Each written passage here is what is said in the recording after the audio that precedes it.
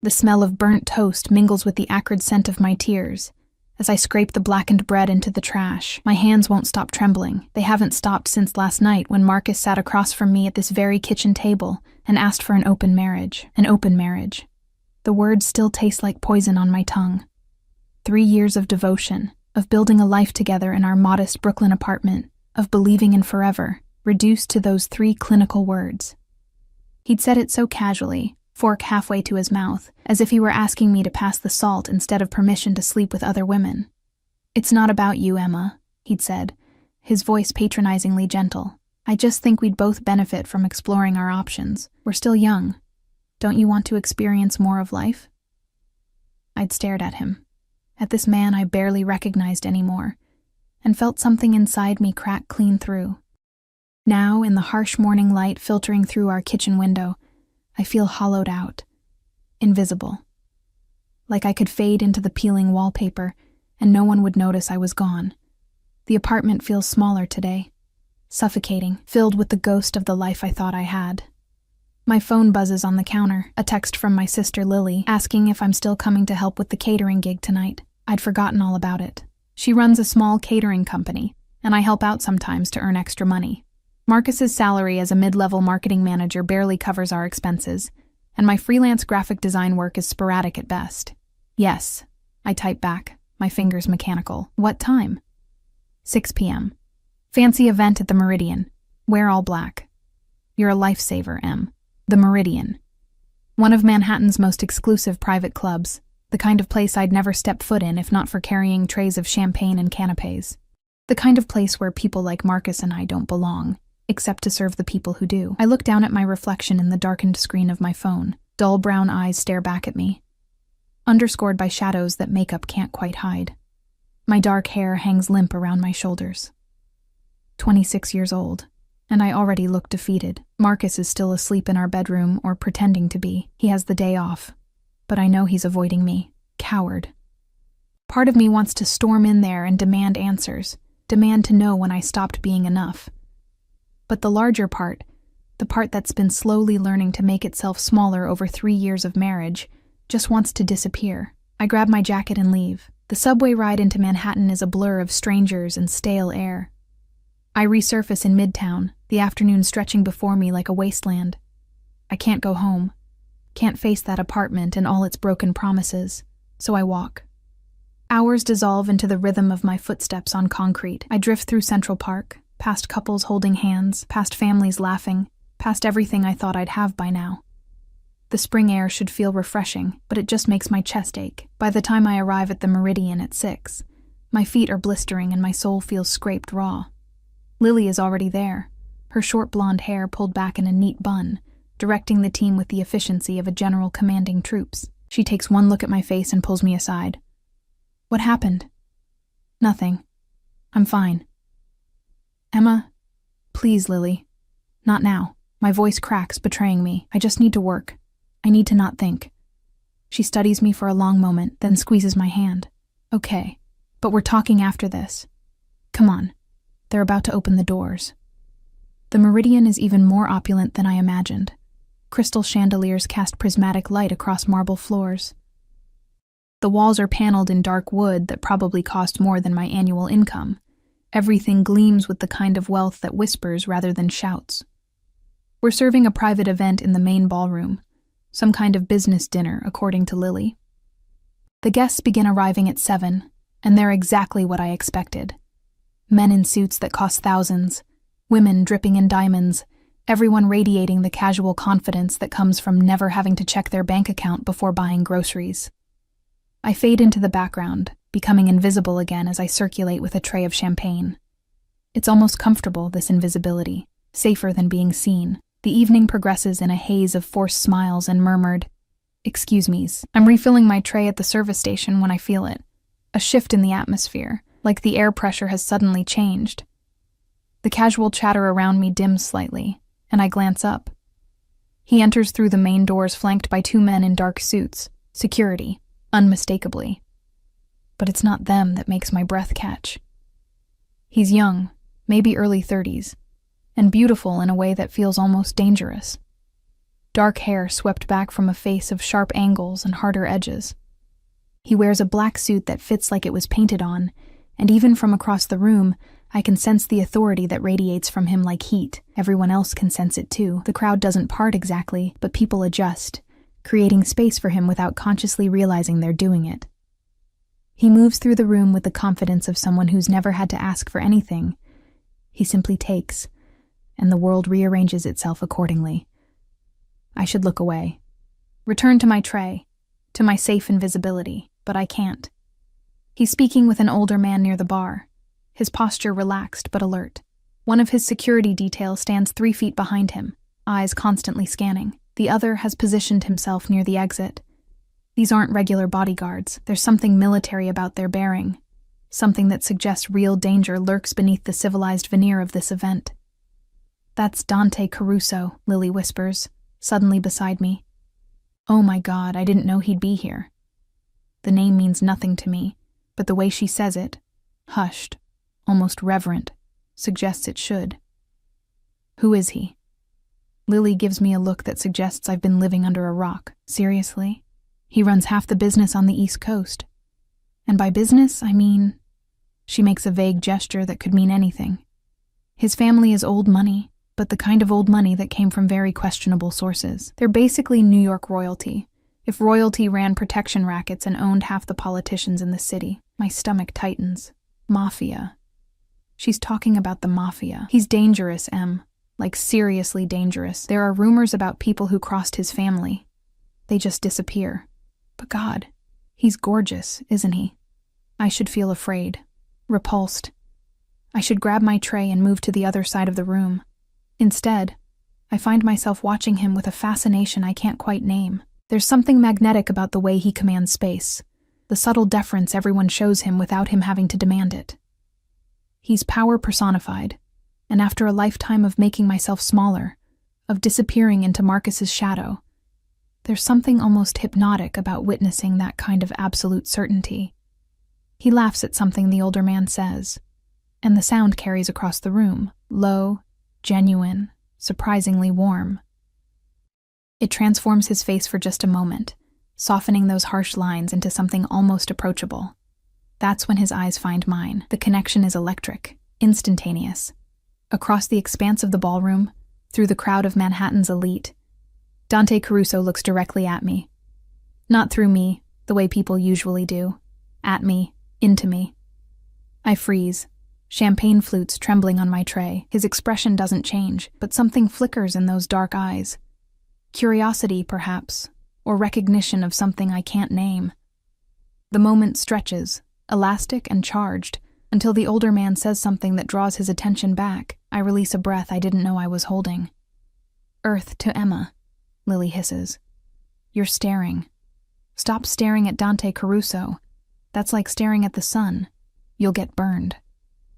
She's right. I know she's right. I tear my gaze away and force my feet to move, to carry me and my tray of champagne back into the safety of invisibility. But I can still feel the weight of his gaze on my skin, like a brand. The rest of the evening passes in a blur.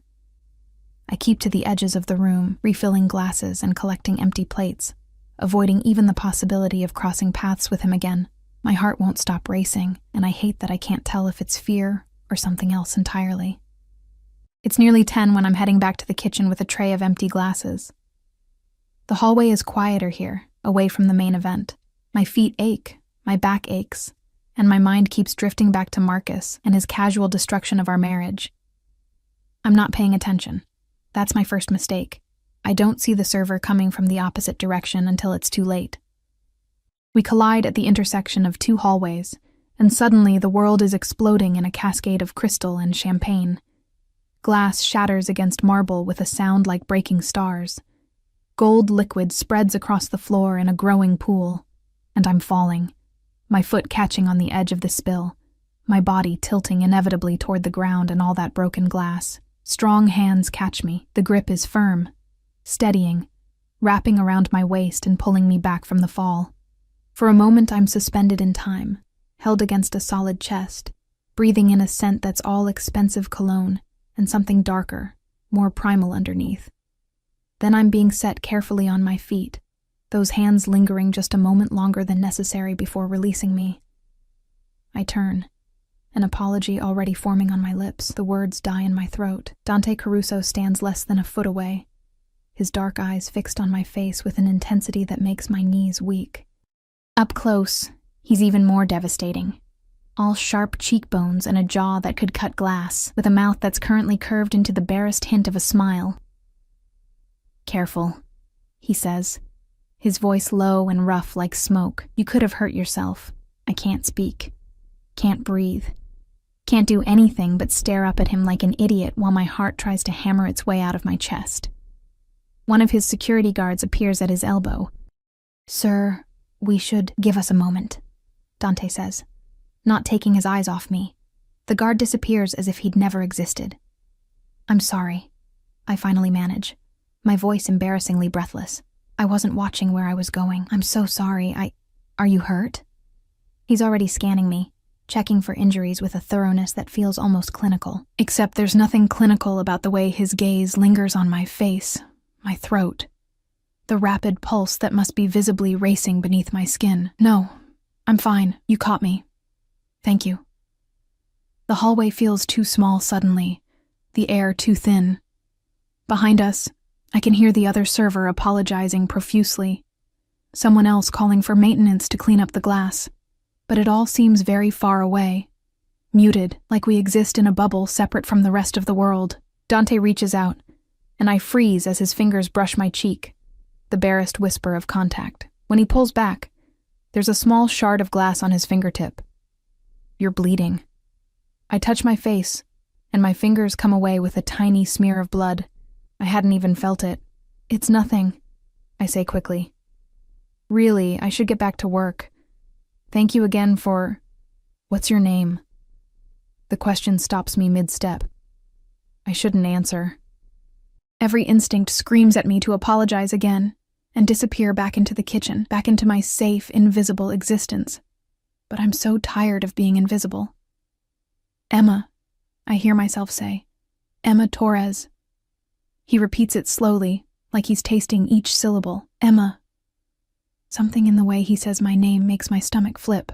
"I'm Dante." "I know." The words escape before I can stop them, and I immediately want to sink through the floor. I heard someone mention... "I'm sorry, that sounded... It's fine." He's definitely smiling now, a real smile that transforms his entire face. "Do you work for the catering company?" "Sometimes. My sister owns it. I just help out occasionally." "And what do you do when you're not helping your sister?" This is surreal. Dante Caruso, the Dante Caruso, if Lily's reaction was any indication, is standing in a hallway making small talk with me like we're at a coffee shop instead of in one of the most exclusive clubs in Manhattan. Like he isn't surrounded by security. Like I'm not wearing a server's uniform with champagne splashed on my shoes. "Graphic design," I answer, because apparently my mouth has disconnected from my brain. "Freelance, mostly. It's not very exciting." I doubt that. His eyes haven't left mine, and the intensity of his focus is overwhelming. I feel like he can see everything, every broken piece, every insecurity, every secret I've ever kept. "You're too interesting to be unexciting, Emma Torres." Heat floods my cheeks. No one has ever looked at me the way he's looking at me now, like I'm the only person in the entire building, in the entire city. Like I matter. It's intoxicating and terrifying in equal measure. "Mr. Caruso." One of his guards materializes again, his tone apologetic but firm. "Your call." Dante's jaw tightens briefly, frustration, quickly masked. "Right." He looks back at me, and for a moment I think that's it, that this strange encounter is over, and I'll never see him again. Then he reaches into his jacket and produces a business card. Not a regular business card, this one is heavy cardstock, matte black with silver lettering. He produces a pen from somewhere, and writes something on the back before offering it to me. "My private number," he says as I take it with trembling fingers. "Call me if you need anything at all." Before I can formulate a response, he's gone, swept away by his security detail and back into the ballroom, leaving me standing alone in the hallway holding a business card that feels like it's burning a hole through my palm. I flip it over. On the front, Caruso Enterprises with a Manhattan address. On the back, in bold, decisive handwriting, a phone number and a single word. Soon. I don't sleep that night. I lie beside Marcus in our bed, though calling it ours feels like a lie now, and stare at the ceiling while he snores softly, oblivious to the fact that his wife's entire world has tilted on its axis. The business card sits in my purse on the nightstand, and I swear I can feel it radiating heat through the leather, calling to me like a siren song, "Call me if you need anything." The words replay in my mind on an endless loop, accompanied by the memory of those dark eyes, that devastating smile, the way his hands had felt wrapped around my waist. Strong, certain, safe. When did Marcus last make me feel safe? The question surfaces unbidden, and I squeeze my eyes shut against the sting of tears.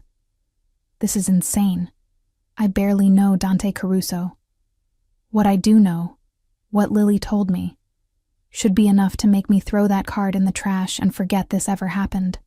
But I don't want to forget. At some point during the endless night, Marcus shifts and his arm drapes across my waist, a gesture that once would have comforted me but now feels suffocating. I slip out from under it and pad quietly to the bathroom, closing the door before turning on the light. The face in the mirror looks haunted. The small cut on my cheek is scabbed over, barely visible. But I touch it anyway, and remember the gentleness in Dante's voice. "You're bleeding." Marcus hasn't noticed I'm hurt, hasn't asked about my night. When I came home at midnight, he'd already been asleep, or pretending to be. I grip the edge of the sink and force myself to breathe, to think clearly. An open marriage. That's what Marcus wants. Freedom to explore, to experience more of life. The thought makes me nauseous, but beneath the nausea is something else. Something that feels uncomfortably like relief. If Marcus wants freedom, then I have it too. The realization should feel empowering. Instead, it just feels sad. Morning comes gray and oppressive. Marcus emerges from the bedroom at 9, already dressed for a Saturday brunch with his colleagues from work. He kisses my forehead absently, the gesture so routine it's meaningless. "I'll be back around 3, he says, pouring coffee into a travel mug. "We should probably talk later about the arrangement." The arrangement. As if our marriage is a business deal to be negotiated. "Sure," I hear myself say. "Have fun." He leaves, and the apartment feels bigger without him in it, emptier. I should be upset, should be fighting for my marriage, should be doing something other than retrieving that business card from my purse and staring at it like it holds all the answers to questions I'm afraid to ask. Soon. My fingers dial the number before my brain can override the decision. It rings once. Twice. On the third ring, I nearly hang up. This is crazy. What am I even doing? He probably doesn't remember me. Emma. His voice is even more devastating over the phone, rough and warm and certain. Not a question. A statement. "How did you know it was me? I've been waiting for your call." I can hear the smile in his voice. "Are you all right?" The question catches me off guard. When was the last time someone asked if I was all right and actually wanted to know the answer? "I'm fine." I lie automatically. "No, you're not. It's not accusatory, just factual." "Where are you?" "Home. Brooklyn. Have you eaten?" What?" "Breakfast, Emma. Have you had breakfast?" I look at the congealed oatmeal I'd attempted to make an hour ago, now cold and unappetizing in its bowl. Not really. "There's a cafe called Rosemary's in the West Village. Meet me there in an hour." It's not a request, not exactly. But somehow it doesn't feel like an order either. It feels like an inevitability. Like this moment was always going to happen, and we're both just playing our parts. "Dante, I don't think—" "1 hour, Emma. I'll be waiting." The line goes dead. I should feel manipulated, pushed into something I'm not ready for. Instead, I feel alive for the first time in months, electricity crackling through my veins as I race to the shower. Rosemary's is tucked away on a quiet street in the West Village, the kind of place that looks casual, but whispers money in every detail, from the fresh flowers on each table to the soft jazz playing overhead. I arrive exactly on time, my heart hammering against my ribs, wearing the nicest thing I own that isn't server blacks, a simple navy dress that Lily bought me last Christmas. Dante is already there, seated at a corner table with sightlines to both entrances. He's dressed more casually than last night. Dark jeans and a black Henley that somehow makes him look even more dangerous.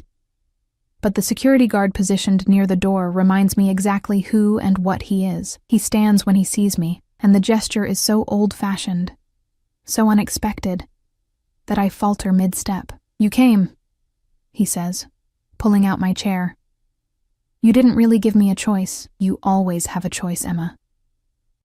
His eyes lock on mine as I sit, and the intensity nearly steals my breath. "You could have blocked my number, could have stayed home, but you're here." He's right, and we both know it. I'm here because some reckless part of me wants to be. Consequences be damned. A waiter appears immediately, the kind of instant service that speaks to either regular patronage or significant influence. Dante orders coffee and something called the Mediterranean omelet without looking at the menu. When the waiter turns to me expectantly, I panic and just nod. "Same for me, please." The waiter disappears, and suddenly it's just us and the weight of everything unspoken hanging in the air between us. "How's your cheek?" Dante asks. My hand automatically rises to touch the small cut. "Fine. It was barely anything. You scared me last night, watching you fall." Something flickers across his face, an emotion I can't quite read. I'm glad I was there. "Me too," I admit quietly. "Thank you." Again. "Stop thanking me." His tone is gentle but firm. "Tell me about yourself instead. The real you, not the polite server version." Where do I even begin? The words stick in my throat, years of making myself smaller suddenly impossible to articulate. But Dante waits with a patience that feels infinite, those dark eyes encouraging without demanding. "I'm not very interesting," I start, then stop when he shakes his head. "I've already told you that's not true. Try again." The coffee arrives, buying me a moment. I wrap my hands around the warm mug and force myself to be honest. I'm 26. I've been married for 3 years to a man who asked me 2 days ago for an open marriage. I do freelance graphic design when I can get work, which isn't often enough, so I help my sister cater events to make ends meet. I live in a tiny apartment in Brooklyn that I hate, and I spend most of my time feeling invisible. And the confession spills out before I can stop it, and I immediately want to take it back. Too much, too honest. I've known this man for less than 24 hours, and I'm dumping my pathetic life story on him like he's a fool. I look up, startled. Dante's expression has hardened, his jaw tight with something that looks like anger. "Your husband. He's a fool if he doesn't see what he has." Heat floods my face. "You don't know me." "I know enough." He leans forward, and the movement brings him close enough that I can smell his cologne again. Cedar and something darker, more dangerous. "I know you're stronger than you think you are. I know you light up a room just by walking into it, even when you're trying to disappear. I know that any man who would risk losing you is either blind or stupid." My throat feels tight. "Why are you doing this? Being kind to you? Interested in me?" The words come out barely above a whisper. "You could have anyone. You're—" I gesture vaguely at him, at the security guard, at everything he represents, and I'm nobody. The change in him is instantaneous. The warmth drains from his expression, replaced by something cold and sharp. He reaches across the table and takes my hand, his grip firm enough to anchor me but gentle enough that I know I could pull away if I wanted to. I don't want to. "Listen to me very carefully, Emma." His voice is low, intense. "You are not nobody. I don't know who made you believe that, but they were wrong. Do you understand?" I nod, not trusting my voice. "Say it." "I'm not nobody." Again. "I'm not nobody." Stronger this time, the words feeling strange and powerful on my tongue. Good.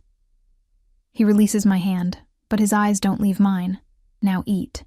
You're too thin." The food arrives, and it's delicious. The best omelet I've ever tasted, though I barely register the flavors. I'm too aware of Dante watching me, of the way his presence seems to fill the entire space, of how different this feels from any meal I've ever shared with Marcus. "Tell me about your work," he says. "Your design work." So I do.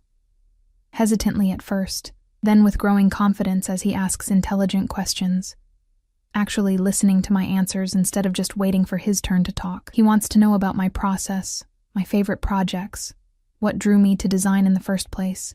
By the time our plates are empty, I've talked more about myself in 1 hour than I have in the past year of my marriage. I have a proposition for you, Dante says, signaling for the check. The waiter brings it immediately, and I notice Dante doesn't even look at the total before placing a black credit card on top. What kind of proposition? My company is rebranding one of our acquisitions, a hotel chain. We need fresh designs for everything from the logo to the room keys. I'd like to hire you. I stare at him. You don't even know if I'm any good. Then show me. Send me your portfolio tonight. He produces another business card, this one with an email address. If it's as good as I think it will be, the job is yours. Fair? It's more than fair. It's an opportunity that could change everything, the kind of project that could finally get my career off the ground. But I can't shake the feeling that there's more to this offer than professional interest. Why? I ask. And please don't tell me it's just because you think I'm talented. You barely know my work. He's quiet for a long moment, studying me with those penetrating eyes. When he speaks, his voice is serious. Because I want to see you again, Emma. And I'm selfish enough to create opportunities to make that happen. He pauses. But I'm also pragmatic enough to know that you actually are talented. And I do actually need a designer. So yes, there's personal interest. But I wouldn't risk one of my business ventures just to spend time with a beautiful woman. The job is real. Whether you take it, and whether you want to see me again, is entirely up to you. The honesty is disarming. I should say no. Should thank him politely, and walk away from this dangerous man with his dangerous offer, and his dangerous eyes that see too much. I'll send you my portfolio tonight, I hear myself say. His smile is like the sun breaking through clouds. Good. We leave the cafe together, stepping out into a perfect spring afternoon. The security guard follows at a discreet distance as Dante walks me toward the subway station. I can get home by myself, I say, though part of me doesn't want this to end. I know you can. He stops at the corner, turning to face me. But humor me. It's not safe. He doesn't finish the sentence. His eyes have fixed on something over my shoulder, and his entire demeanor shifts in an instant. The warmth vanishes, replaced by something cold and lethal. I turn to follow his gaze. Marcus is across the street, frozen mid-step outside a wine bar. He's not alone. There's a woman with him, young and blonde and beautiful, her hand in his. The world tilts.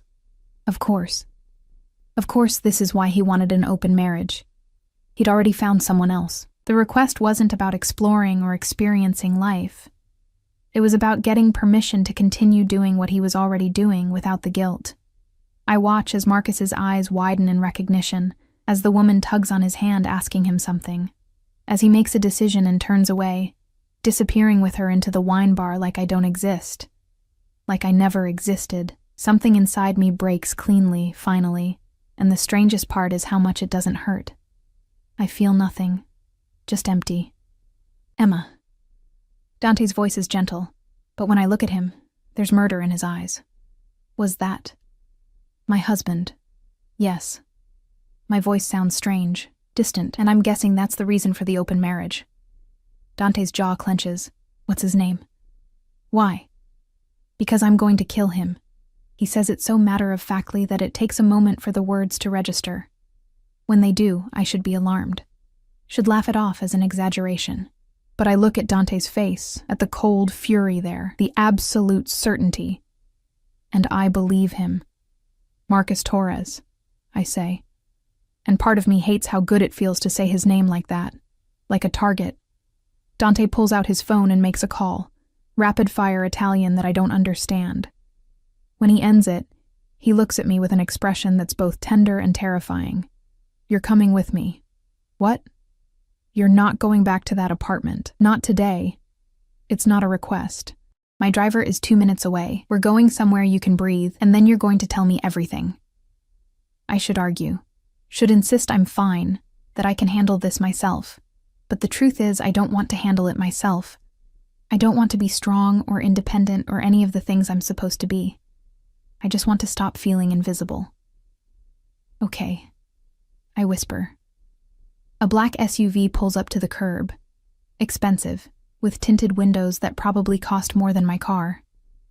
The same security guard from the cafe opens the door, and Dante guides me inside with a hand on the small of my back. The interior is cream leather and luxury. Dante slides in beside me, and suddenly the space feels intimate despite its size. The door closes, cocooning us in silence as the vehicle pulls smoothly into traffic. Where are we going? I ask. Dante takes my hand, threading his fingers through mine in a gesture that feels both possessive and protective. Somewhere safe, he says. Somewhere he can never hurt you again. And God help me, I believe him. The SUV glides through Manhattan with the kind of smooth authority that comes from both expert driving and the certainty that other cars will move out of the way. Dante hasn't released my hand, his thumb tracing absent patterns across my knuckles in a gesture that should feel presumptuous, but instead feels grounding. Like I might float away if he lets go. We don't speak. The silence isn't uncomfortable. It's charged, weighted with everything that's happened in the last hour. My mind keeps replaying the image of Marcus with that woman, her hand in his, the casual intimacy of it.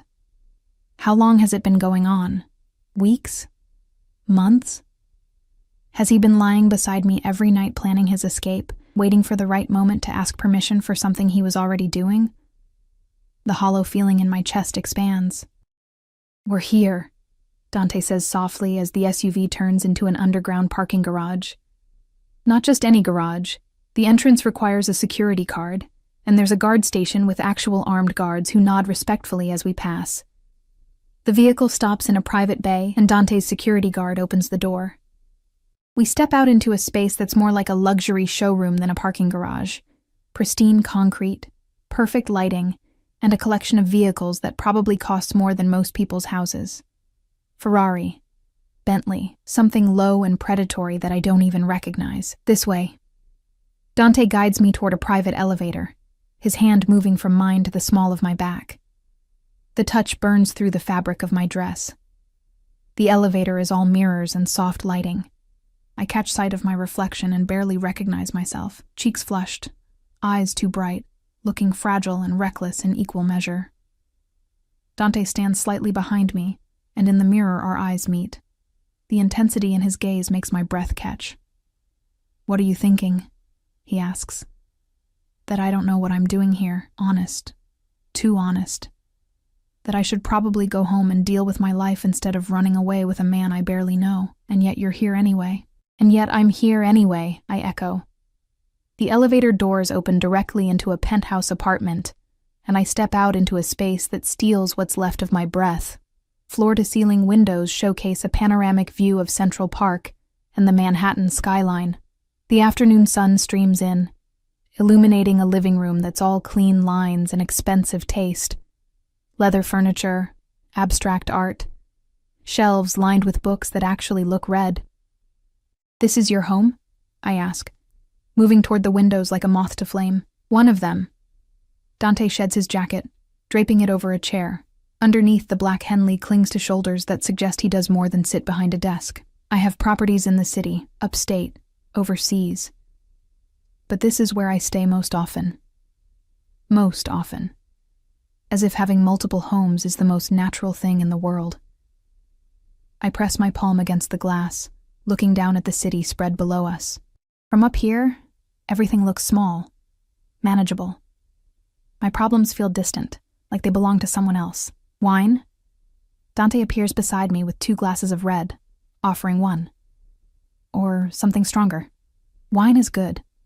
I take it, grateful for something to do with my hands. He doesn't push me to talk, doesn't demand explanations or emotional confessions.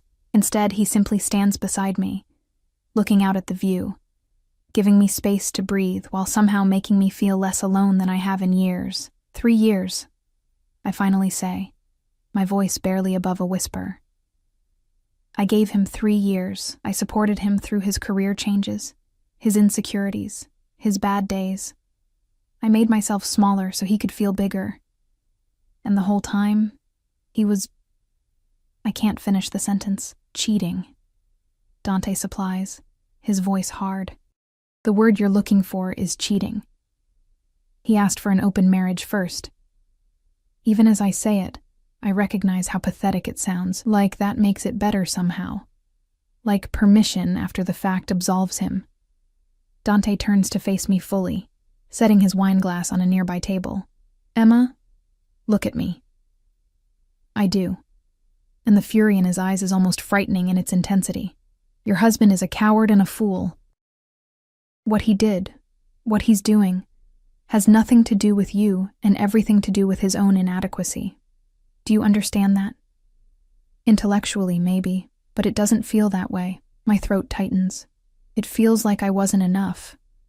Like if I had been prettier, or more interesting, or... Stop. The command in his voice makes me fall silent.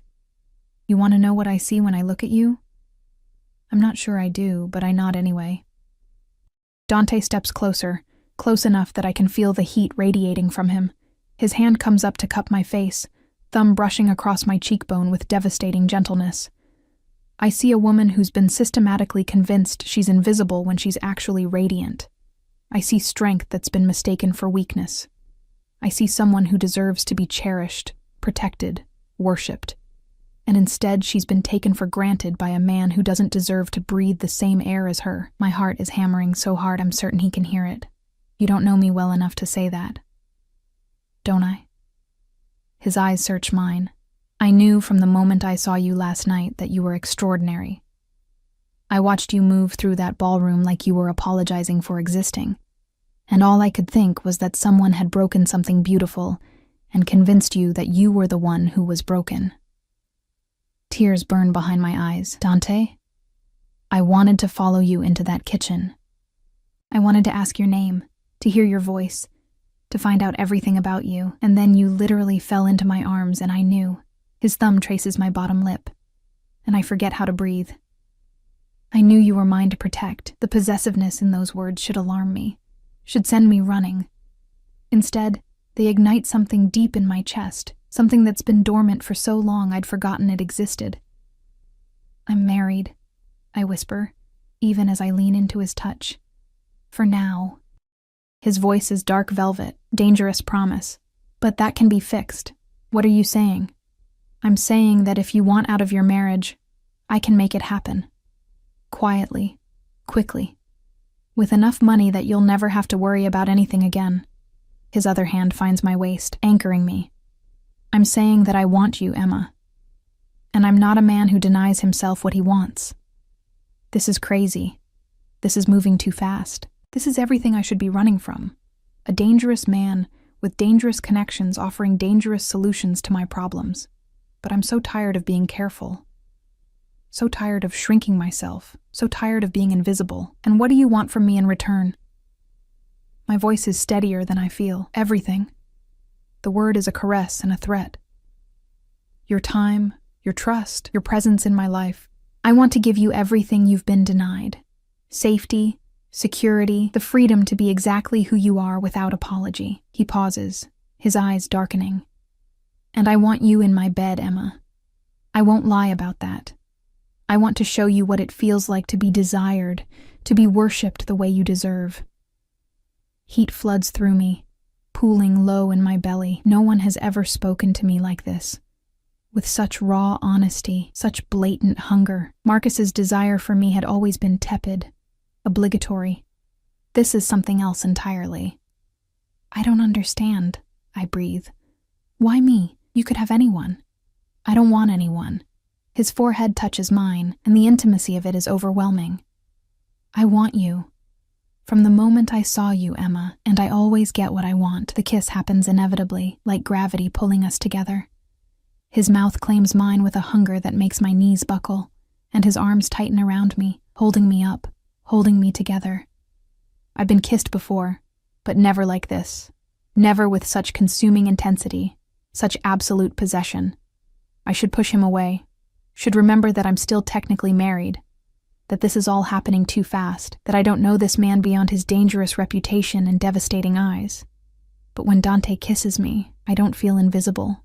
I feel alive. He breaks away first, breathing hard, his control visibly fraying at the edges. Emma, We need to slow down. Why? The word escapes before I can stop it, surprising us both. Because I'm trying to be honorable here. His laugh is rough, pained. And it's taking every ounce of self-control I possess not to carry you into my bedroom right now and make you forget your own name. The image his words conjure makes my entire body flush with heat. Maybe I want to forget. Not like this. He steps back, putting necessary distance between us, running a hand through his hair in frustration. Not while you're hurting and vulnerable. Not while you're technically still his wife. The possessive fury that crosses his face at those last words is almost frightening. When I take you to bed, Emma, and make no mistake I will, it will be because you're mine completely. No legal ties to another man. No question of whether you want this, whether you want me. The certainty in his voice sends shivers down my spine. Not if. When. My phone buzzes in my purse, shattering the moment. I pull it out with shaking hands. 3 missed calls from Marcus, 5 text messages. Where are you? Emma, answer your phone. We need to talk. I saw you in the village. Who was that man? Answer me. The final text is from 10 minutes ago, and the capitals speak to an anger he has no right to feel. I stare at the screen, and something inside me shifts. Hardens. He saw us, I say, showing Dante the phone. And now he's demanding answers. Dante reads the messages, his expression going cold. Give me your phone. What? Why? Because I'm going to handle this. At my hesitation, he adds, Trust me, Emma. Let me protect you. There's that word again. Protect. As if I'm something precious, something worth defending. The novelty of it makes my chest ache. I hand him the phone. Dante's fingers fly across the screen, typing out a response I can't see. When he's done, he shows it to me before hitting send. I'm done. I'll be back tomorrow for my things. Don't contact me again tonight. My breath catches.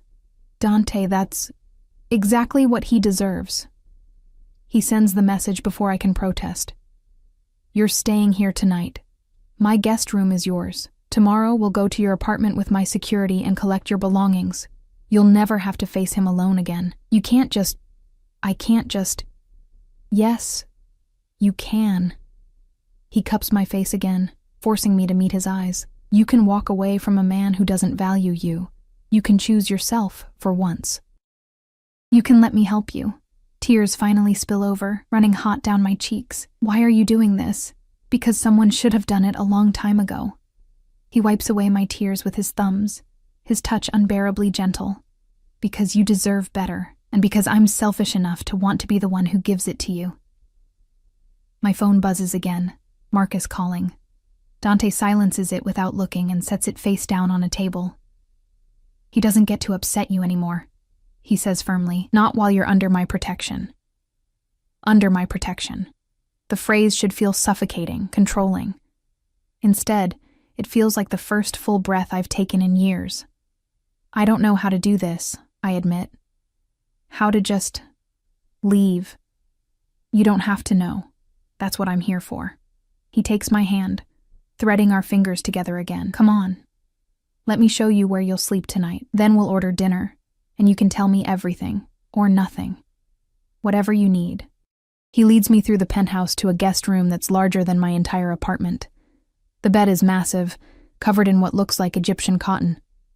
There's an ensuite bathroom with a tub that could fit 3 people and a shower with more jets than I can count. There are clothes in the closet that should fit, Dante says. I keep things here for, well, they're clean, and yours if you want them. Toiletries in the bathroom. Whatever you need, just ask. Dante. I turn to face him, overwhelmed by everything. I don't know how to thank you. Then don't. He tucks a strand of hair behind my ear, his knuckles grazing my cheek. Just stay. Be here. Let me take care of you. After he leaves, closing the door softly behind him, I sink onto the edge of the bed and let myself cry. Not for Marcus, not for my failed marriage, but for all the years I spent believing I deserved less than this. Less than being seen, being valued, being fought for. My phone buzzes one more time, and I force myself to look. Marcus. Fine. But we're talking tomorrow. This is insane, Emma. You're being insane. I turn the phone off and set it aside. For the first time in 3 years, I don't care what Marcus thinks. For the first time in my life, I'm choosing myself. And somehow, impossibly, that choice looks like a dangerous man with gentle hands and eyes that promise both protection and possession. Tomorrow, I'll figure out what that means. Tonight, I'm just going to breathe. I wake to the smell of coffee and the disorienting realization that I'm not in my own bed. For a moment, panic flares. Where am I? What happened? Before memory floods back, Dante. The penthouse. Marcus and the blonde woman. The decision to stay. Sunlight streams through floor-to-ceiling windows I forgot to cover last night, painting the unfamiliar room in shades of gold. I'm wearing one of the shirts I found in the closet, a men's dress shirt in soft white cotton that falls to mid-thigh and smells faintly of cedar and expensive detergent. My dress from yesterday hangs over a chair where I left it, and for a moment I just stare at it, at the physical evidence of the person I was 24 hours ago. She feels like a stranger now. A soft knock at the door makes me sit up. "Emma, are you awake?" Dante's voice, rough with mourning, does something dangerous to my pulse. "Yes," I call out, suddenly conscious of my bare legs, my sleep-mussed hair, the intimacy of wearing his shirt. "Come in." The door opens, and he enters carrying a tray. Coffee, fresh fruit, what looks like croissants from an actual bakery. He's dressed casually in dark jeans and a gray t-shirt that clings to a body that's clearly no stranger to physical training. His hair is slightly damp, like he's recently showered, and the domestic normality of it all feels surreal.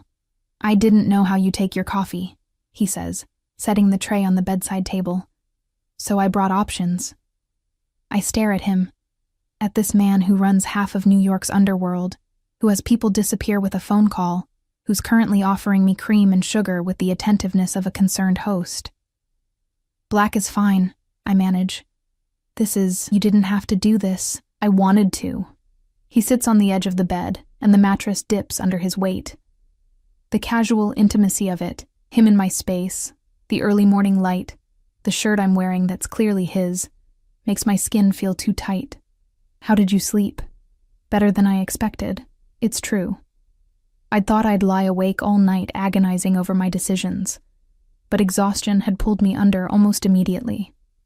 Your guest bed is more comfortable than my actual bed. Good." His eyes track over my face, searching for something. "Marcus called 6 more times last night. I took the liberty of blocking his number on your phone. I hope that's all right. I should probably be upset about him taking such liberties. Instead, I feel relief. Thank you. My lawyers have already started drafting divorce papers. If you want to proceed, they'll be ready by end of day. It will be quick, quiet, and you'll be well compensated." The efficiency of it steals my breath. Less than 12 hours, and he's already dismantling my entire life with the casual competence of someone used to getting exactly what he wants. "Dante, I can't let you pay for my divorce. You're not letting me do anything. I'm offering." He reaches out and tucks a strand of hair behind my ear, the gesture already becoming familiar. "I take care of what's mine, Emma. And you're mine now." The possessiveness should alarm me, should send every red flag in my arsenal flying. But there's something intoxicating about being claimed so absolutely, about being someone's priority after years of being an afterthought. "I barely know you," I whisper, but it sounds weak even to my own ears. "Then get to know me." His hand cups my face, thumb stroking my cheekbone. "I'm not going anywhere, and neither are you, if I have any say in it." My phone, now on the nightstand, buzzes with a text. Dante glances at it, his expression darkening. It's from a number he doesn't have blocked. "Your sister." I grab it quickly, anxiety spiking. Lily's message is short and panicked. "And where are you?" "Marcus called me freaking out saying you left and won't answer. He sounds insane. Are you safe?" "Call me." "I should call her," I say. "She'll be worried." "Use the landline in the living room, more secure." Dante stands, giving me space. "Take your time. I need to make some calls anyway. We're going to your apartment at noon with my security team to collect your things." After he leaves, I wrap myself in a plush robe I find in the bathroom and pad out to the living room. The penthouse looks different in daylight. Still luxurious, but somehow more lived in. There are books stacked on tables, a laptop open on the desk, framed photographs I didn't notice last night. I pick up the landline and dial Lily's number. She answers on the first ring. Emma. Oh my God, where are you? Marcus called me at midnight saying you'd run off with some man, and I'm fine, Lily, I'm safe. Safe where? With who? Marcus said he saw you with someone in the village, and then you sent him some cryptic text about leaving. I'm leaving him.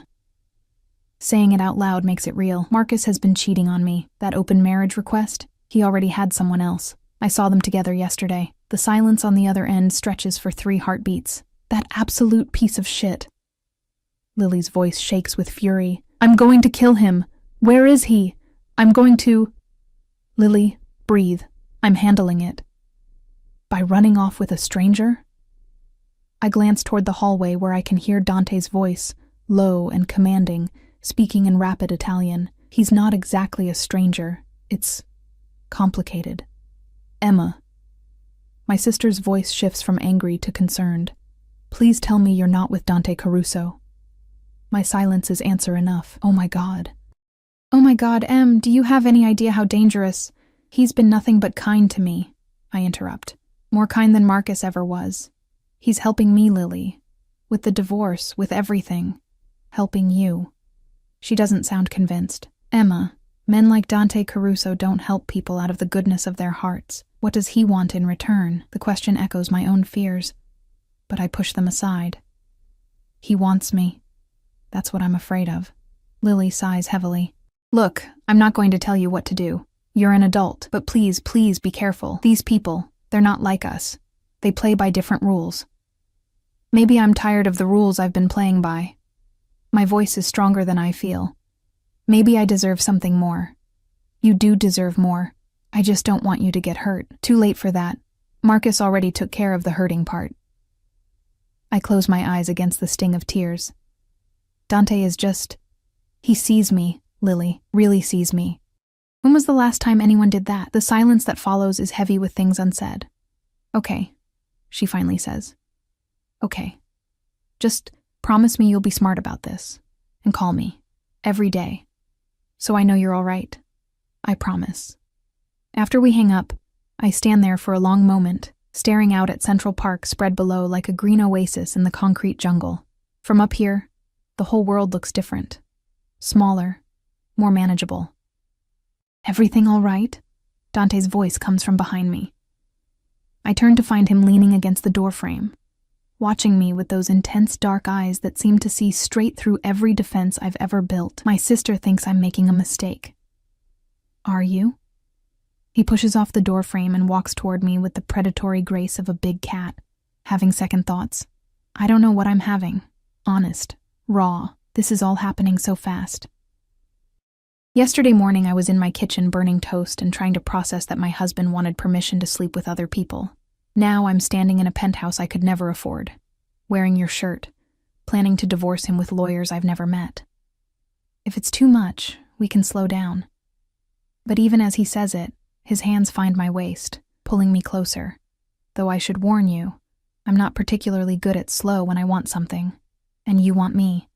Desperately. The word is a caress and a confession. His forehead touches mine, and I can feel his breath warm against my lips. Tell me to stop, Emma. Tell me this is too much, too fast, and I'll step back. I'll still help you with the divorce, still give you space to figure out what you want, but you have to tell me now, because my self-control where you're concerned is hanging by a thread. I should tell him to stop.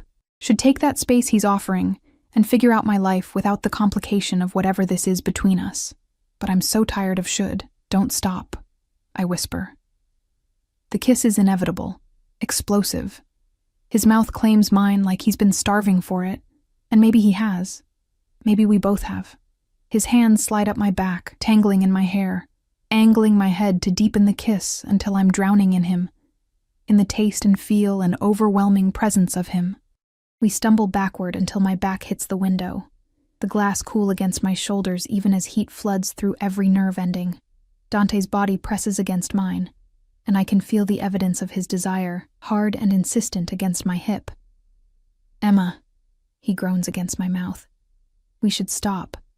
I thought you said you weren't good at slow. I'm trying to be honorable. His lips trail down my jaw, my throat, finding the pulse point that makes me gasp. Trying to be the man you deserve instead of the man I am. And what kind of man are you? He pulls back just enough to look at me, and what I see in his eyes is dark and dangerous and absolutely devastating. The kind who takes what he wants and destroys anyone who tries to take it away. His thumb brushes across my bottom lip. The kind who's already imagining all the ways I'm going to make you mine. The kind who's selfish enough to want to lock you away in this penthouse where no one else can ever look at you, touch you, hurt you. I should be terrified. Every rational cell in my body is screaming warnings about possessive men and dangerous obsessions and the difference between protection and prison. But standing here in his arms, feeling desired for the first time in years, maybe for the first time ever with this intensity, I can't bring myself to care about rational. Then take what you want, I breathe. Something snaps in him. I see it in his eyes, feel it in the way his grip tightens on my waist. But instead of the consuming passion I'm expecting, he steps back, putting distance between us, his chest heaving with the effort of control. Not yet. His voice is rough, strained. Not until you're legally free of him. Not until there's no question that you're choosing this, choosing me with a clear head.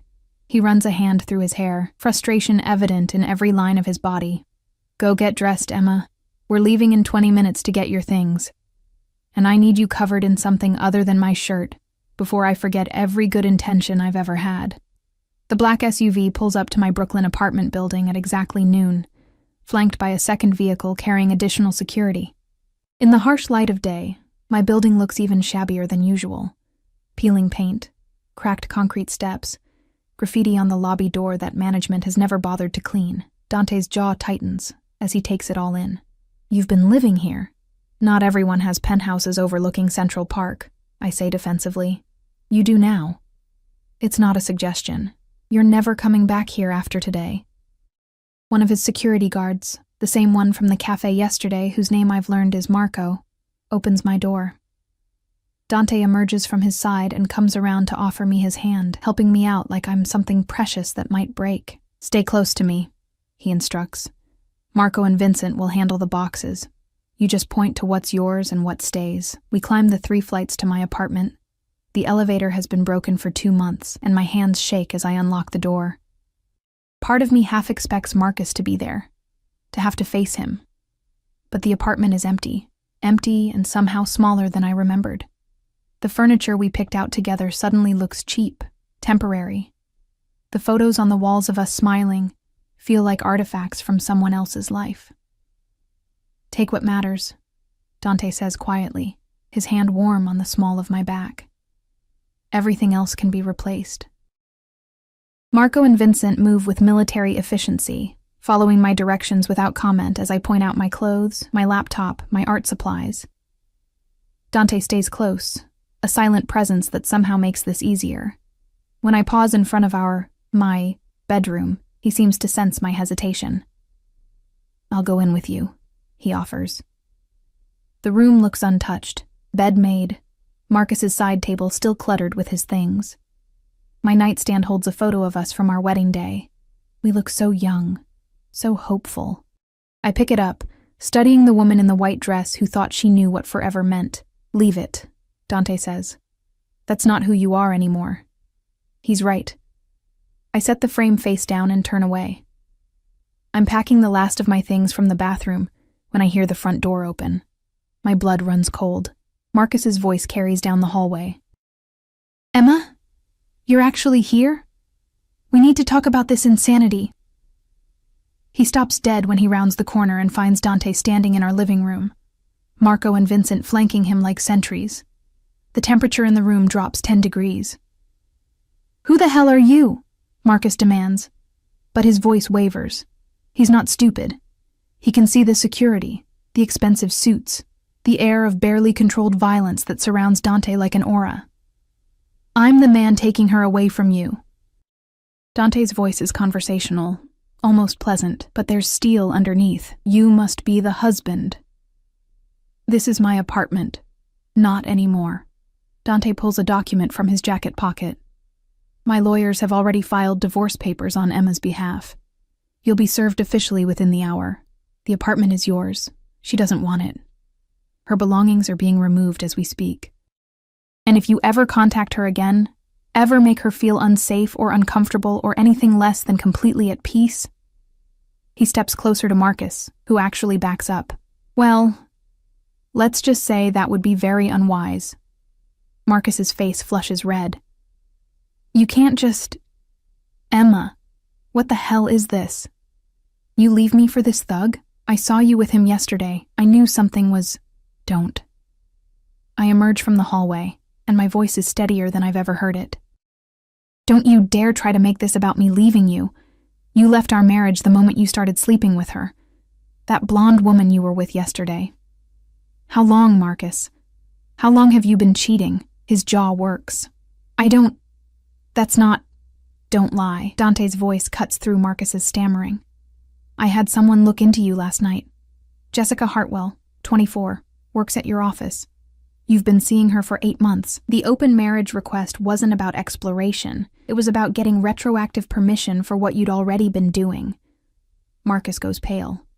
You investigated me? Who the fuck do you think you are? I'm the man who's going to make your life very difficult if you don't sign those divorce papers and walk away quietly. Dante's smile is all teeth. No warmth. I'm also the man who knows about the $15,000 you've been siphoning from your company's expense account. Interesting gambling problem you've developed. The blood drains from Marcus's face completely. How did you... I know everything worth knowing. Dante's voice drops lower, more dangerous. And I have evidence of all of it. So here's what's going to happen. You're going to sign the papers. You're going to give Emma an uncontested divorce with no demands, no drama, no attempts to claim any of her future assets. You're going to disappear from her life so completely that you'll barely remember being married. And in return, I won't hand over what I know about your embezzlement to your employers or the authorities. Do we have an understanding? Marcus looks at me, and I see something crumble in his expression. Emma, please, you can't. We can work this out. It's just a rough patch. No. The word comes out firm, final. We're done, Marcus. We've been done for a long time. I just didn't want to admit it. But where will you go? What will you... His eyes dart to Dante, understanding dawning. Oh my God. You're leaving me for him. You're actually... I'm leaving you for me. I interrupt. He's just the one who reminded me I deserve better. Dante's hand finds mine, fingers interlacing, the gesture both protective and possessive. Emma, are you done here? I look around the apartment one last time. At the life I thought I wanted. At the man I thought I loved. Yes, I'm done. Then let's go home. Home. Not his home or a temporary place to stay. Home. We leave Marcus standing in the ruins of our marriage, and I don't look back. The next 3 weeks pass in a blur of transformation that feels both surreal and inevitable. Dante's lawyers move with the efficiency of a well-oiled machine.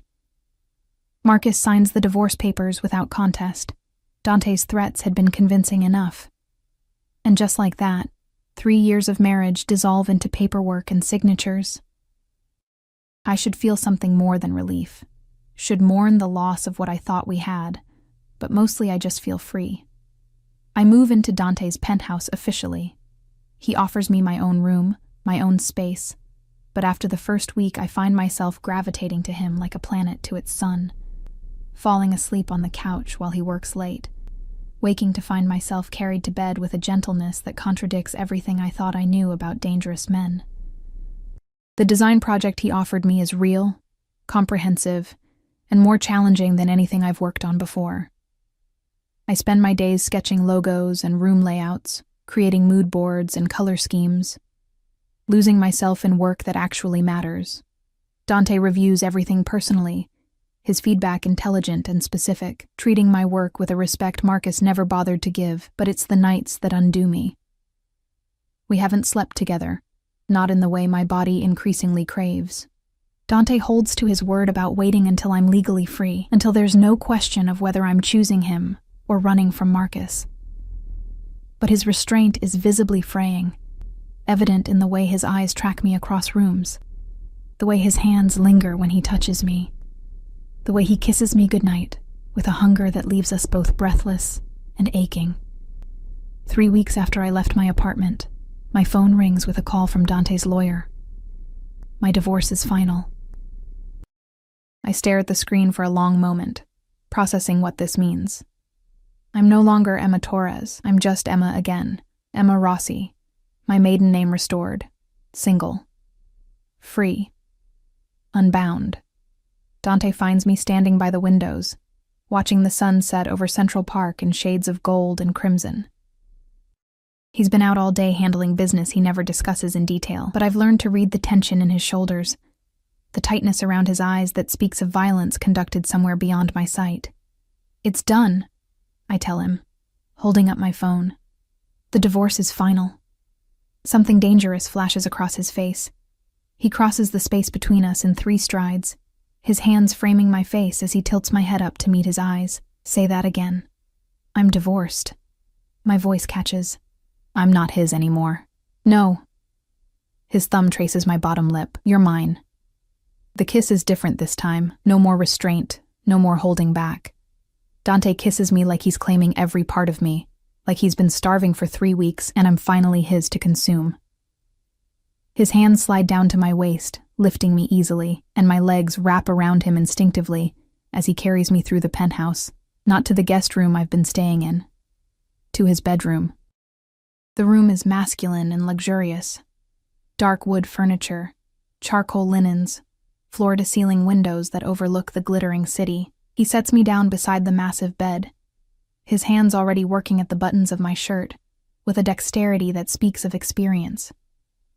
Tell me you want this, he demands, his voice rough. Tell me you're choosing this, choosing me, with full knowledge of who and what I am. I reach up to cup his face, feeling the tension in his jaw, the barely leashed control. I know you're dangerous. I know you've done things that would terrify most people. I know your world operates by rules I don't fully understand. I pull him down until our foreheads touch. And I want you anyway. I choose you anyway. The last thread of his control snaps. Dante strips my clothes away with hands that shake slightly, his eyes drinking in every inch of revealed skin like I'm something sacred. When I reach for his shirt, he helps me, and the body underneath steals my breath, defined muscles marked with scars that speak of a violent life. A tattoo over his heart in Italian script I can't quite read. What does it say?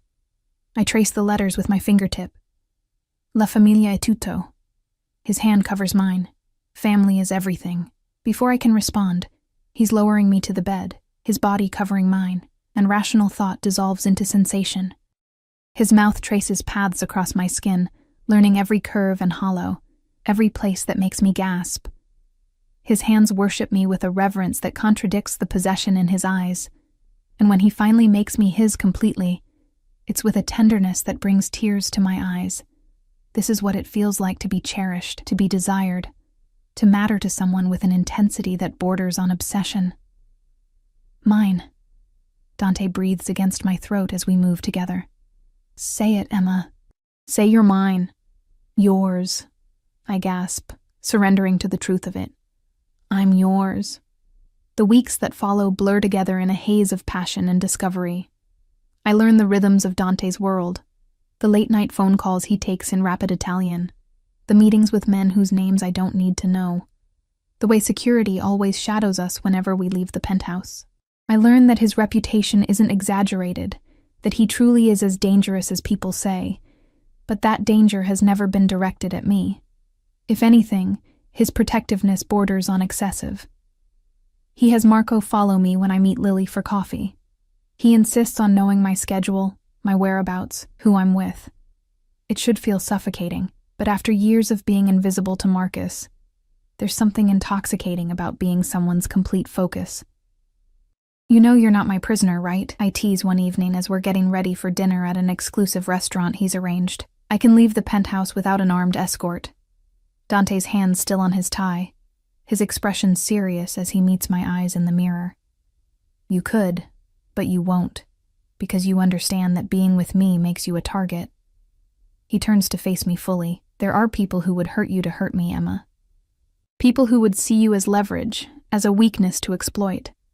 Marco isn't there to control you. He's there to keep you safe. The honesty is sobering. I knew in abstract that his world was dangerous, but hearing it stated so plainly makes it real.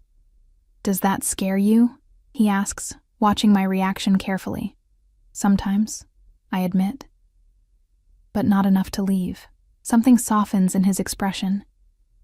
He crosses to where I'm sitting and pulls me to my feet, his hands settling on my hips. I would never force you to stay. If I become too much, you can walk away.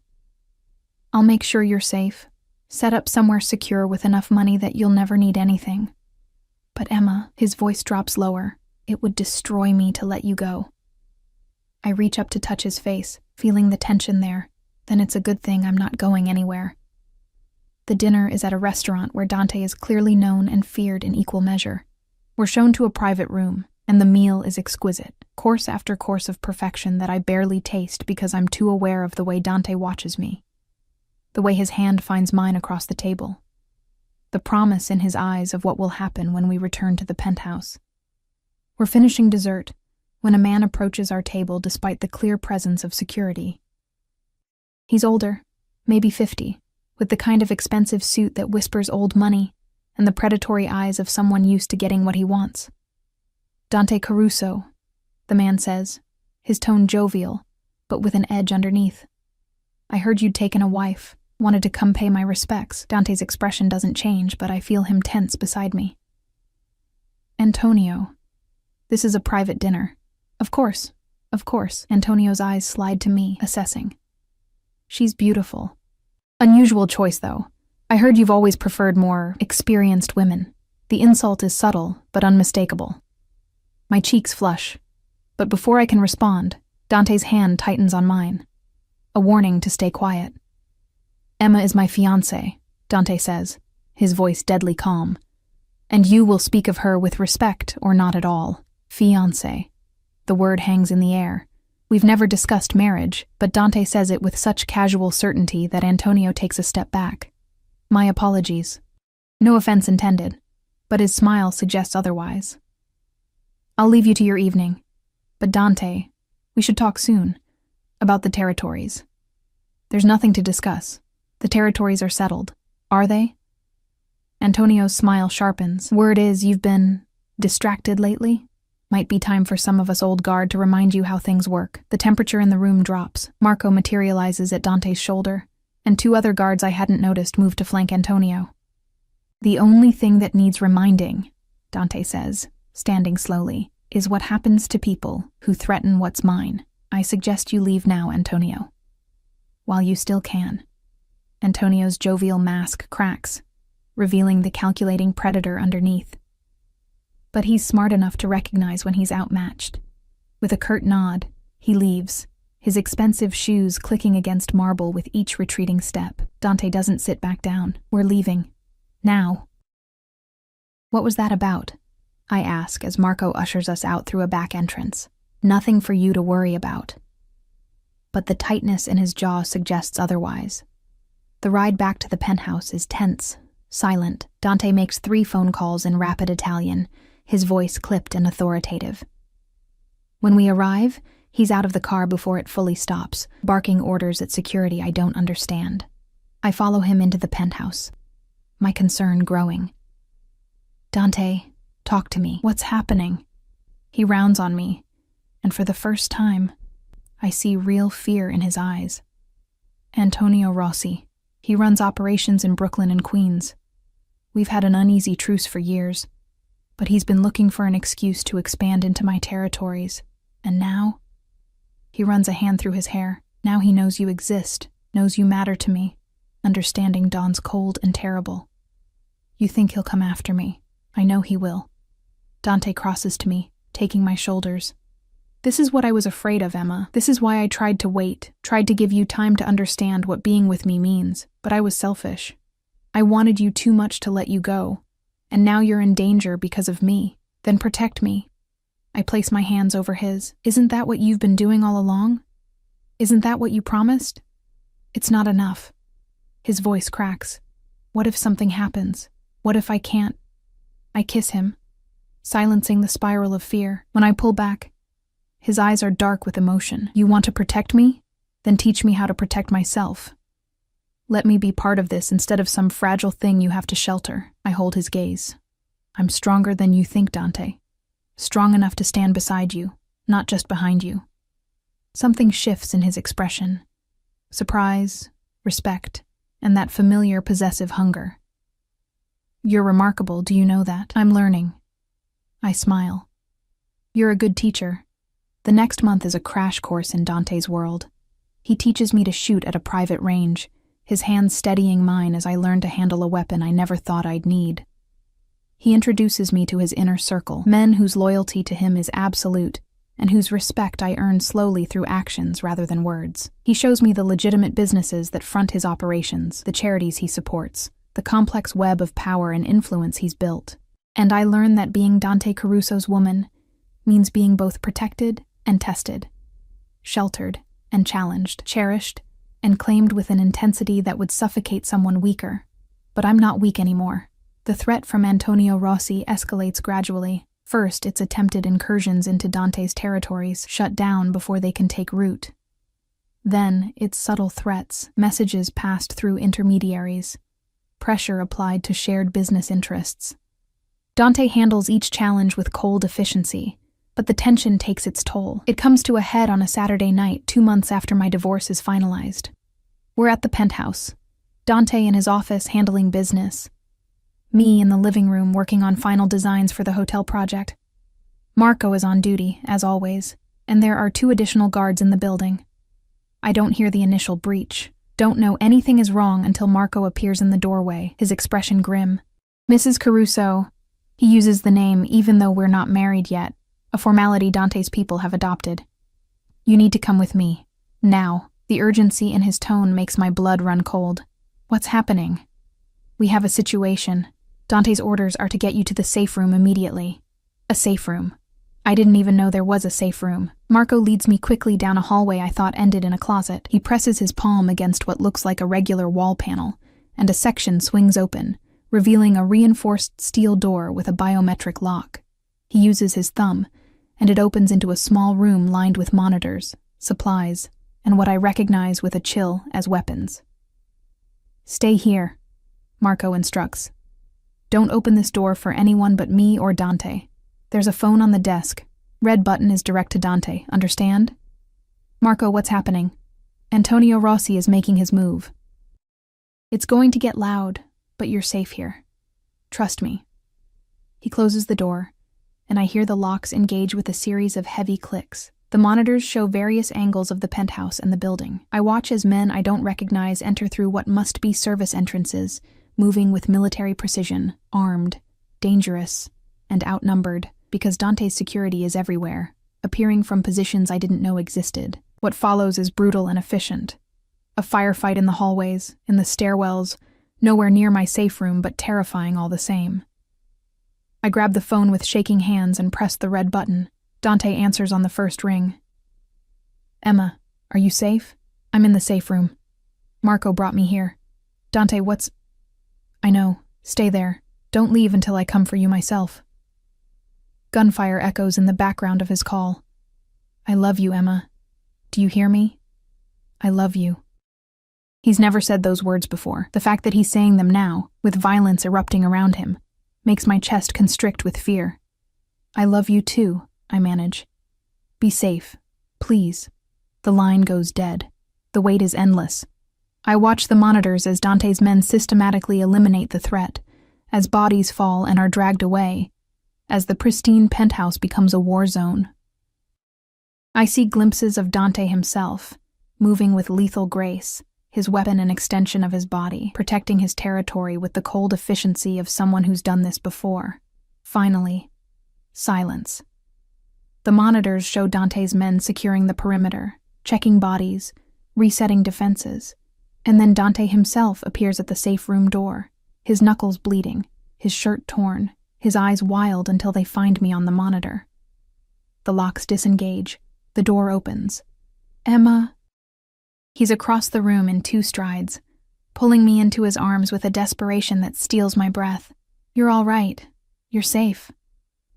What about Antonio? My voice is muffled against his chest. Being handled. The coldness in his tone tells me everything I need to know. He made the mistake of threatening what's mine. That mistake will be his last. I should be horrified, should be traumatized by the violence I just witnessed on the monitors. Instead, I just hold him tighter, grateful that he's alive, that we're both alive. Marry me, Dante says suddenly. I pull back to look at him. What? Marry me, Emma. Not because I'm trying to trap you or possess you or any of the things you might be thinking. His hands cut my face. Marry me because I love you. Because I want the world to know you're mine and I'm yours. Because I want to build a life with you. A real life. Not just this half-existence of threats and fear. A real life? I laugh shakily. Dante, I just watched your penthouse turn into a battlefield. And it will never happen again. His voice is steel. After tonight, everyone will know that touching you means death. No one will be stupid enough to try. He kisses me softly, tenderly. Say yes, Emma. Choose me. Choose this life. Choose us. I promise I'll spend every day making you happy you did. I think about the woman I was 3 months ago. Invisible, diminished, accepting crumbs of affection from a man who didn't value her. I think about Marcus and his casual cruelty, his easy dismissal. And I think about Dante, dangerous and possessive and absolutely devoted, who sees me, values me, protects me with a ferocity that borders on obsession, who makes me feel alive in ways I never knew possible. The choice isn't difficult. Yes, I breathe. Yes, I'll marry you.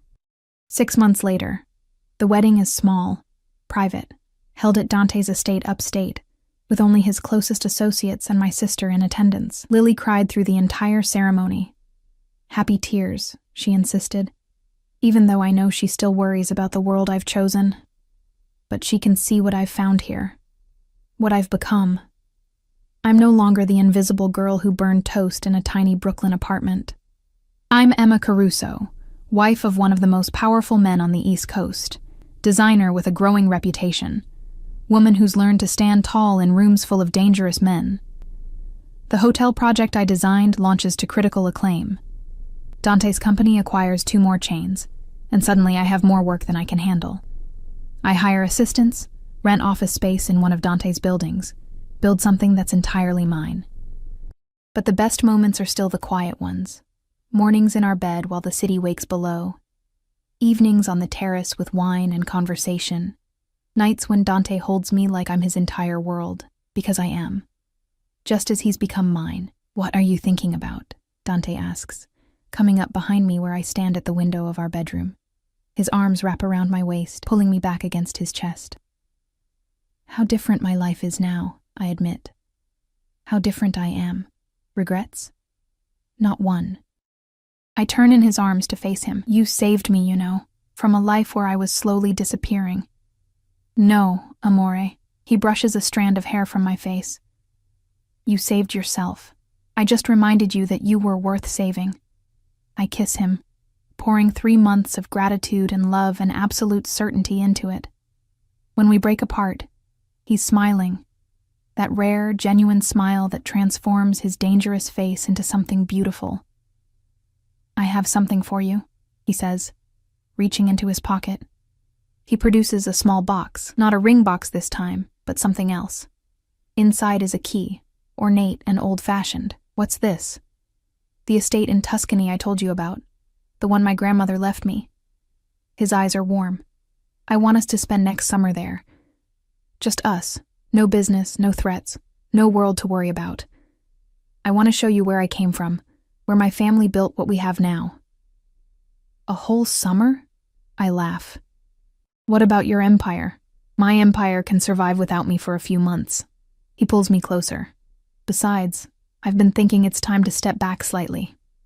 Let my underbosses handle more, spend more time with my wife. His hand drifts to my stomach, and his smile turns knowing. Especially since in about 7 months, we're going to need to make room for someone else. The world tilts. How did you... I just found out this morning. I was going to tell you tonight. I always know, Emma. He kisses me softly. I know everything about you. Every thought, every dream, every fear. His hand splays protectively over my stomach. And now every life we create together. Tears sting my eyes. Happy tears this time. You're going to be a father. And you're going to be an extraordinary mother. His voice is thick with emotion. Our daughter, what makes you think it's a girl? Just a feeling. He grins. And I'm usually right about these things. I laugh, letting him hold me as the sun sets over our city, painting everything in shades of gold. Somewhere below, the world continues its chaos, threats and violence and all the darkness that comes with a life Dante leads. But here, in this moment, there's only light, only love, only the absolute certainty that I made the right choice, not just in leaving Marcus, but in choosing to be seen, in choosing to matter, in choosing a dangerous man with gentle hands who taught me that being possessed and protected isn't the same as being imprisoned. It's being cherished. I love you. I whisper against his chest. I love you more. He tilts my face up to his, my Emma, my wife, my everything. And in his eyes I see my reflection. No longer invisible, no longer diminished, just whole. Finally, completely, devastatingly whole.